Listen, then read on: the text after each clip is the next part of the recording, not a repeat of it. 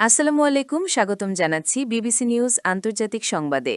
শুরুতেই সংবাদ শিরোনাম, এরপর বিস্তারিত। যেসব কারণে থমকে আছে ইরান যুক্তরাষ্ট্র যুদ্ধবিরতি চুক্তি, মুজতবা খামেনি কোথায়, দেশ চালাচ্ছেন কিভাবে, ইসলামাবাদের পথে ইরানের পররাষ্ট্রমন্ত্রী।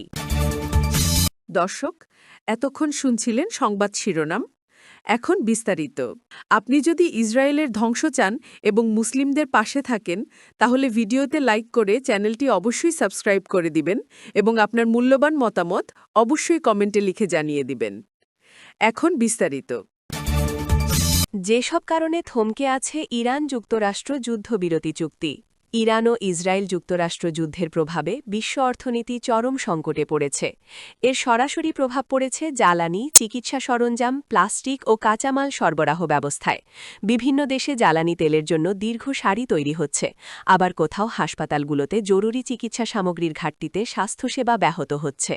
গত ২৮ ফেব্রুয়ারি থেকে শুরু হওয়া এই রক্তক্ষয়ী সংঘাতে এখন পর্যন্ত ৫,০০০-এর বেশি মানুষ নিহত হয়েছেন এবং বাস্তুচ্যুত হয়েছেন ১০ লাখেরও বেশি মানুষ।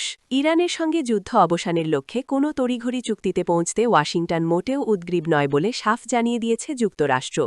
শুক্রবার ২৪ এপ্রিল রয়টার্সকে দেওয়া এক সাক্ষাৎকারে প্রেসিডেন্ট ডোনাল্ড ট্রাম্প জানিয়েছেন, ইরান বর্তমানে একটি প্রস্তাব পেশ করছে এবং যুক্তরাষ্ট্র সেটি খতিয়ে দেখবে। তবে সেই প্রস্তাবের বিষয়বস্তু সম্পর্কে তিনি এখনও নিশ্চিত নন। এর আগে ফক্স নিউজকেও ট্রাম্প জানিয়েছেন, যুদ্ধ শেষ করার জন্য তার ওপর সময়ের কোনো চাপ নেই এবং তিনি একটি ভালো চুক্তির জন্য অপেক্ষা করবেন। বিশ্লেষকদের মতে কয়েকটি বড় ইস্যু আলোচনার পথে প্রধান বাধা হয়ে দাঁড়িয়েছে। এর মধ্যে সবচেয়ে গুরুত্বপূর্ণ হল হরমুজ প্রণালী। ইরান এটিকে নিজেদের সার্বভৌম এলাকা দাবি করলেও যুক্তরাষ্ট্র ও ইসরায়েল অবাধ নৌ চলাচল নিশ্চিত করতে চায়।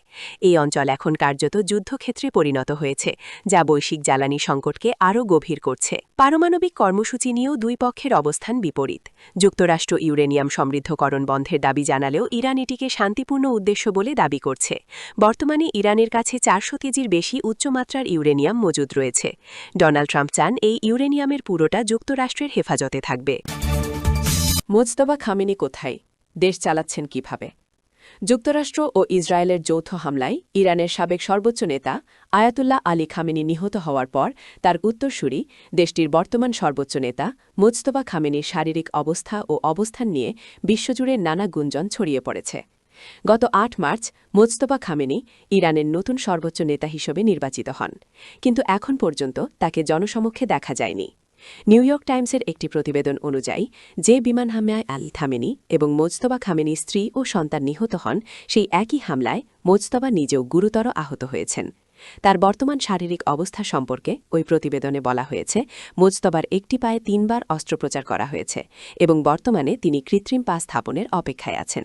এছাড়া তার একটি হাতের কার্যক্ষমতা ফেরাতেও অস্ত্রোপচার করা হয়েছে বলে সেখানে উল্লেখ করা হয়।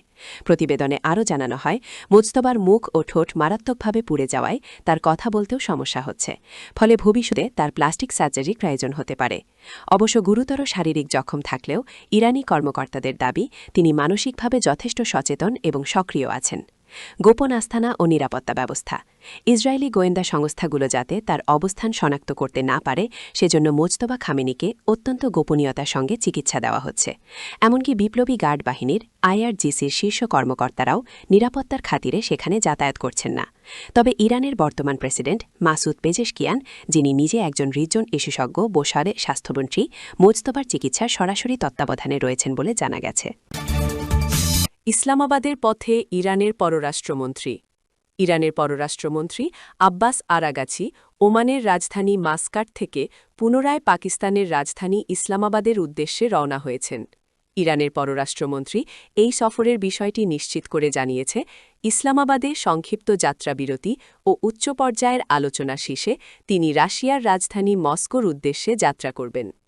আরাগাচিকে বহনকারী বিশেষ বিমান মেরাজ তেহরান থেকে উড্ডয়ন করেছে এবং অল্প সময়ের মধ্যেই ইসলামাবাদের নূর খান বিমান ঘাঁটিতে অবতরণ করবে বলে আশা করা হচ্ছে।